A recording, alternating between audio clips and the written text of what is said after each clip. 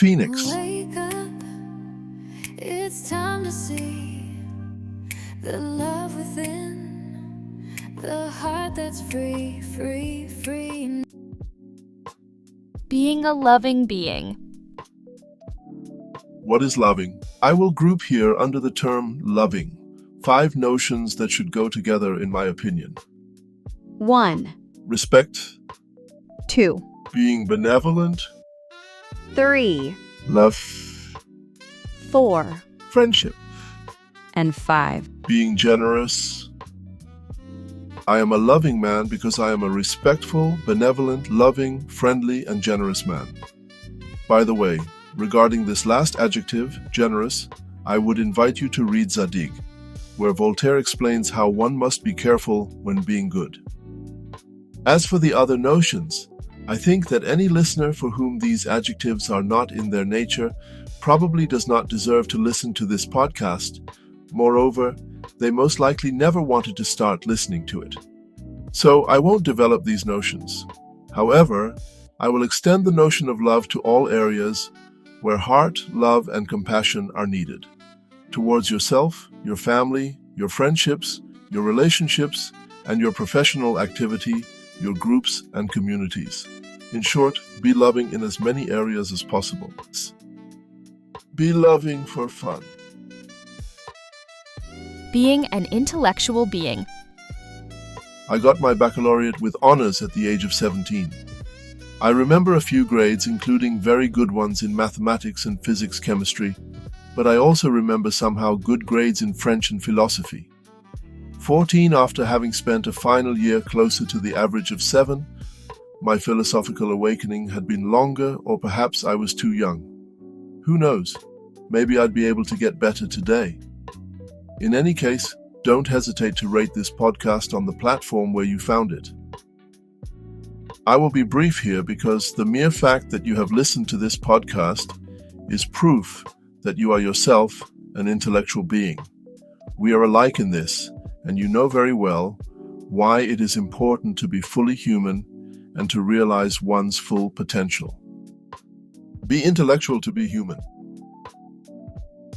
Being a simple being. I am a simple man.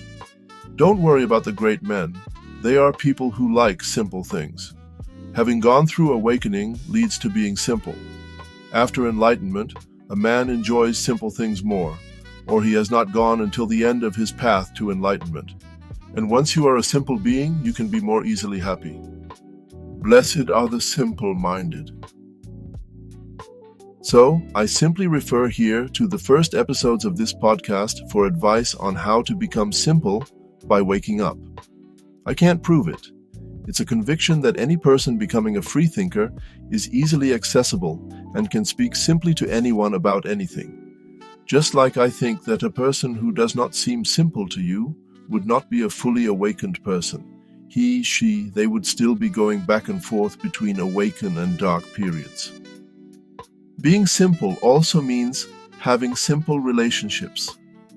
Consider looking for a podcast on the concept of relearning simple relationships. It's about being transparent about your needs, simply expressing them and saying what you want. I know how to be simple most of the time. Be simple to live in society. Being a healthy being. Here I could stick to citing a single very simple philosophical concept. Mens sana in corpore sano. You all heard so much about this. As far as I am concerned, I am working on it in several ways. Lose weight because I am still somehow overweight. Eat and drink healthier. I will still allow myself to eat spicy food from time to time for pleasure. Practice physical activity, walking about 8 kilometers per day and going for some sports too. Quit vaping as much as I currently do. I did quit smoking first. Take care of your body. Go for medical checks regularly. Keep on working and do so even when you get older. Work on yourself too. Spiritual work is tough but fruitful. A free thinker who came out of the cave and stopped working would inexorably return to the cave. Work can be healthy physically and mentally. It's important to live a long life to achieve more goals in your life, and I would like to be able to see my future great-grandchildren one day. Be healthy to live longer. Being a patient being. I am a patient man. Strategy is time. Also, don't think that trying to go faster will wake you up faster.